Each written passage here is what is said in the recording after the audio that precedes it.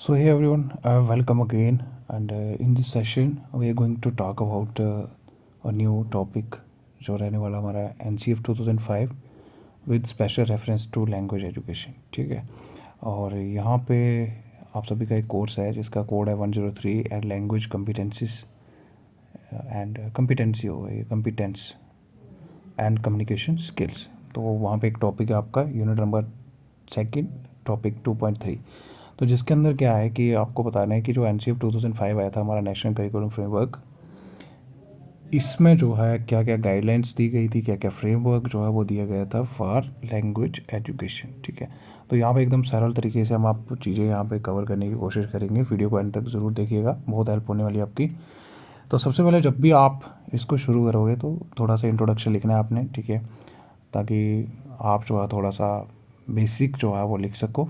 क्योंकि डायरेक्टली अगर आप लिख दोगे कि लैंग्वेज एजुकेशन के रिलेटेड क्या क्या गाइडलाइंस दी थी इन्होंने, ठीक है, कौन कौन से एरिया पे ज़्यादा इंपॉर्टेंस या फोकस करा इन्होंने, वो हम बात करेंगे, ठीक है। लेकिन थोड़ा सा आप इंट्रोडक्शन देंगे तो आपका आंसर और ज़्यादा अच्छा बन जाएगा, और साथ में आपकी भी जो नॉलेज है कहीं ना कहीं उसमें एडिशन होगी। तो यहाँ पे देखो NCF की बात करें तो नेशनल करिकुलम फ्रेमवर्क जो है, याद रखना, कोई भी एक ऑर्गेनाइजेशन नहीं है, ठीक है। ये कोई भी हमारा जो है वो एजेंसी नहीं है, ठीक है। बेसिकली क्या होता है, एक पॉलिसी डॉक्यूमेंट है, ठीक है, जो कि प्रोवाइड करता है फ्रेमवर्क, ठीक है, एंड गाइडलाइंस कि आपको स्कूल का सिलेबस कैसे बनाना है, क्या क्या उसमें चीज़ें ऐड करनी है, क्या क्या बच्चों को सिखाना है, ठीक है, कौन कौन सी अप्रोच रहेंगी आपकी टेक्स्ट बुक्स, क्या क्या उनमें कंटेंट होगा, ठीक है, लर्निंग मटेरियल्स, टीचिंग प्रोसेस वही आ जाएगा, ठीक है, कि कैसे आपको पढ़ाना है, कौन सा मेथड यूज़ करना है, टीचर की डेवलपमेंट कैसे करनी है। तो ये इन सभी के रिलेटेड जो है वो गाइडलाइंस देता है, ठीक है, एंड फ्रेमवर्क प्रोवाइड करते हैं। फिर कहीं ना कहीं आप इसी के आधार पर जो है वो आप अपना जो भी आगे एजुकेशनल सिस्टम है वहाँ पे चीज़ें चलती हैं। तो ये थोड़ा सा इंट्रोडक्शन लिख देना कि ये कोई भी हमारा पॉलिसी ऑर्गेनाइजेशन या इंस्टीट्यूट नहीं है, ये एक पॉलिसी डॉक्यूमेंट होता है that guide development of education in India, ठीक है, कि कैसे जो है वो विकास करना है आपको शिक्षा का भारत में, और उसके रिलेटेड जो है वो आपको गाइड करता है, आपको फ्रेमवर्क प्रोवाइड करता है या फिर आपको गाइडलाइंस देता है। अब यहाँ पे अभी तक येट अगर हम टिल नाउ की बात करें तो अभी तक हमारे 4 जो है NCF पब्लिश हुए हैं, ठीक है।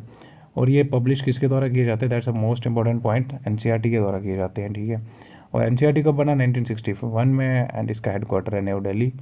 अब यहाँ पे याद रखो आप, national council of education research and training, ये आपको फुल फॉर्म तो इसकी आती होगी, ठीक है, national council of education research and, ठीक है, तो ये आपको पता है।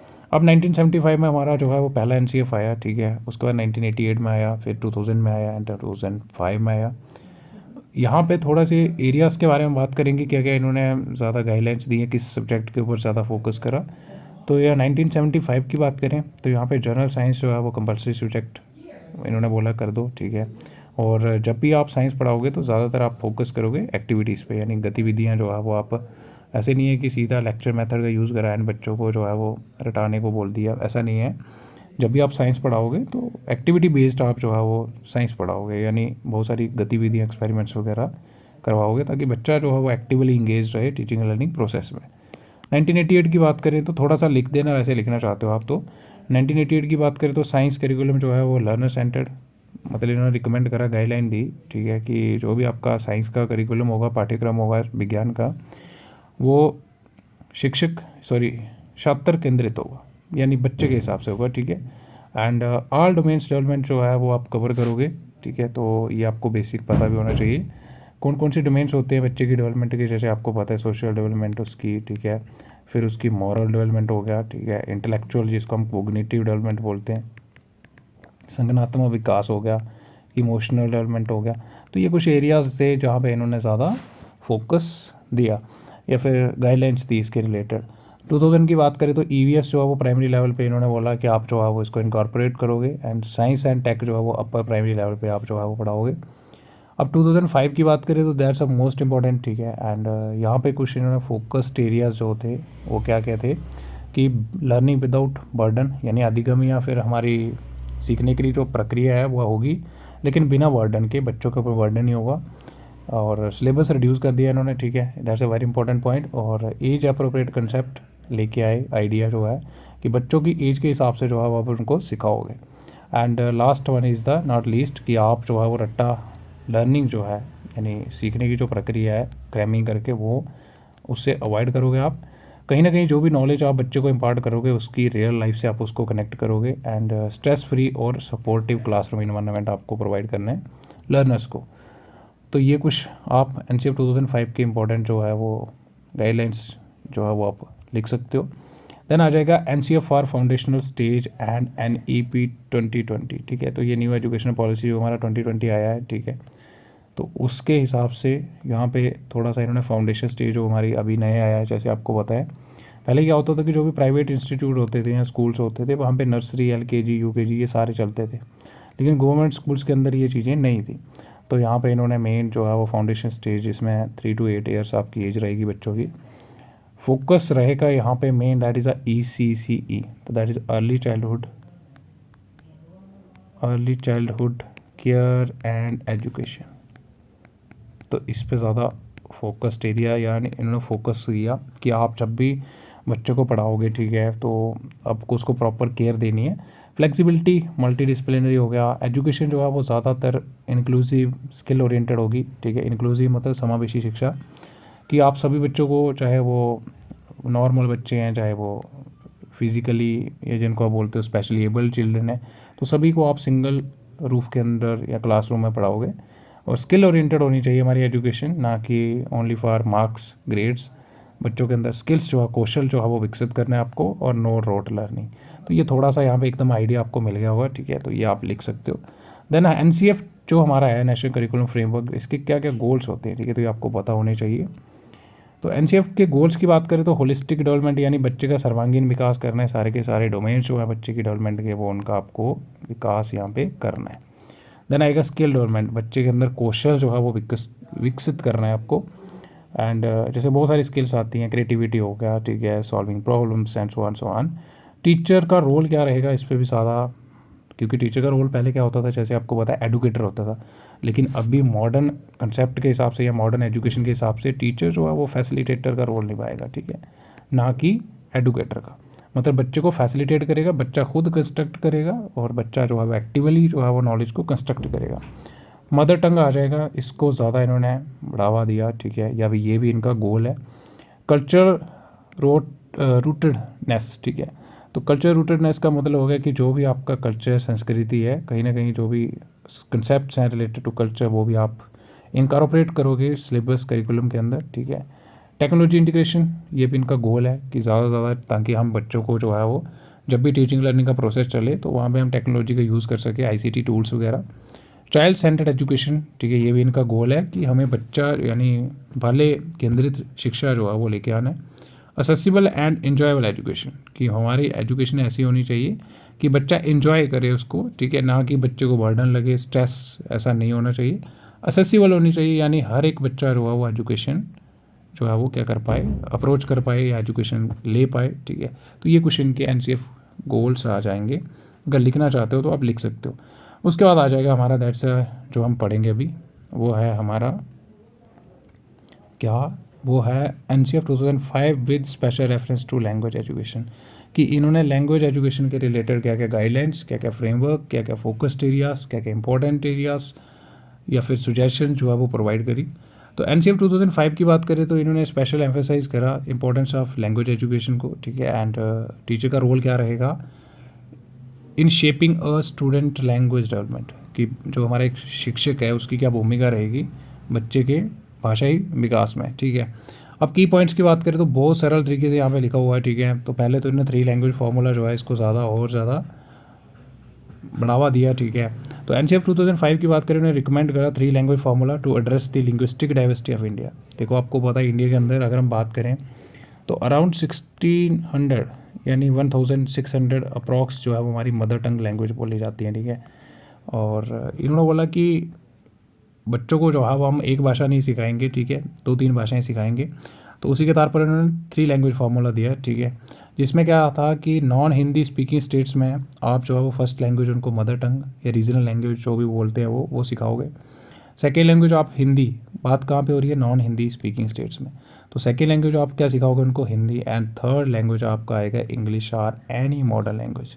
सिंपल है, सरल है, कर लोगे। उसके बाद देखो यहाँ पे हिंदी स्पीकिंग स्टेट्स की बात करें तो इन्होंने बोला फर्स्ट लैंग्वेज आपका मदर टंग रहेगा, वो हिंदी रहेगा।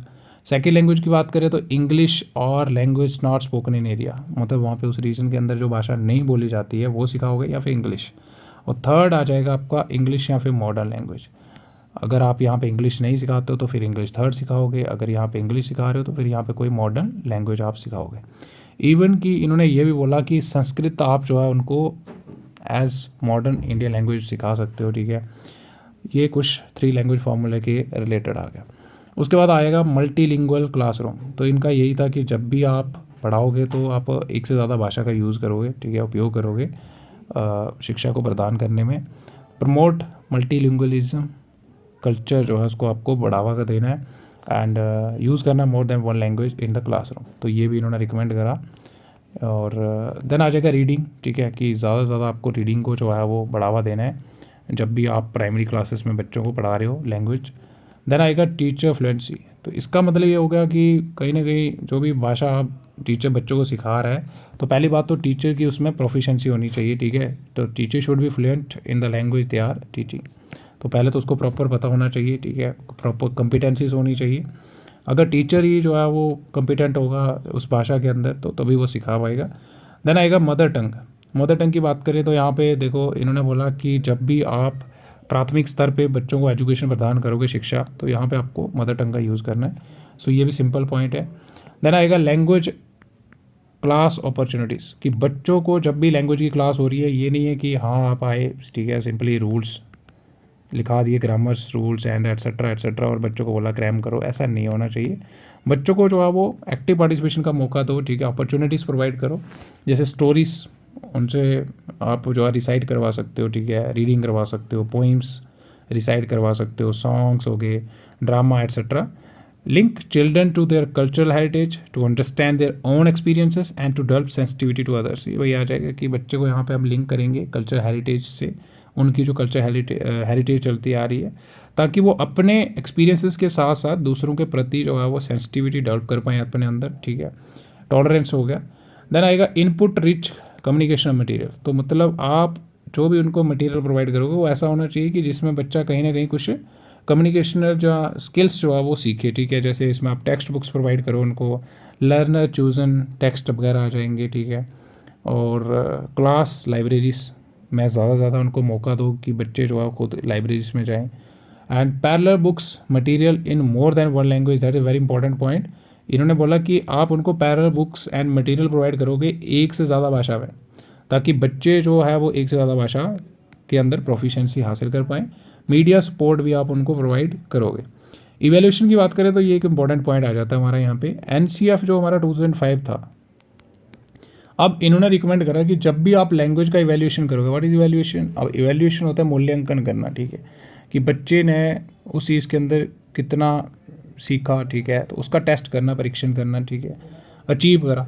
तो इन्होंने यही बोला कि आप ये नहीं देखोगे कि सिलेबस के हिसाब से बच्चे ने कितना सीखा, अचीवमेंट कितनी अचीव करी, वो आप नहीं देखोगे। आप देखोगे कि बच्चे ने लैंग्वेज के अंदर कितनी प्रोफिशिएंसी हासिल करी, वो आप मेज़र करोगे, इंस्टेड ऑफ कि पर्टिकुलर सिलेबस जो भी था उसमें उसने कितने मार्क्स लाए, वो आप नहीं, इस पर ज़्यादा फोकस नहीं करोगे। आप क्या करोगे कि लैंग्वेज प्रोफिशिएंसी कितनी हासिल करी वो देखना है आपको, ठीक है, उसको मेज़र करना है आपको। देन आएगा teaching learning material and activities. तो ये वही आ जाएगा कि ग्रुप टॉक्स को इनकरेज करो ताकि बच्चे आपस में जो है ग्रुप्स में टॉक करें, ठीक है, क्योंकि इंग्लिश एक ऐसी लैंग्वेज है या कोई भी लैंग्वेज है, भाषा जो है वो बोलने से आती है, ठीक है।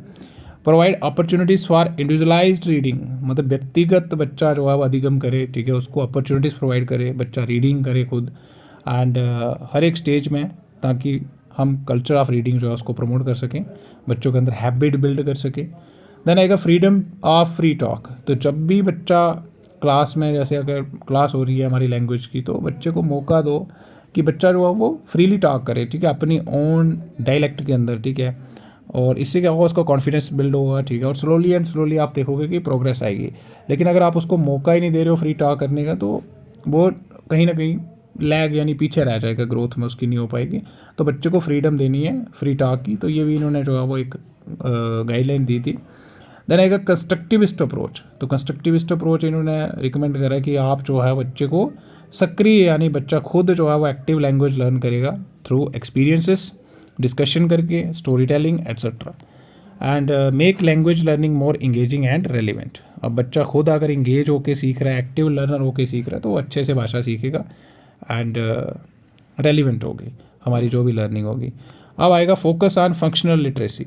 इन्होंने ये भी बोला कि आपको फोकस करना है फंक्शनल लिटरेसी पे, बच्चे को वो वाले इंपॉर्टेंट प्रैक्टिकल स्किल्स सिखाओ, ठीक है, जो उसकी एवरीडे लाइफ के अंदर इंटरेक्शंस में यूज़ होगी या वहाँ पे रिक्वायर्ड है, एंड प्रोफेशनल नीड्स में उसको रिक्वायर्ड होगी, वो आप उसको सारी प्रैक्टिकल स्किल्स जो है वो इम्पार्ट करोगे।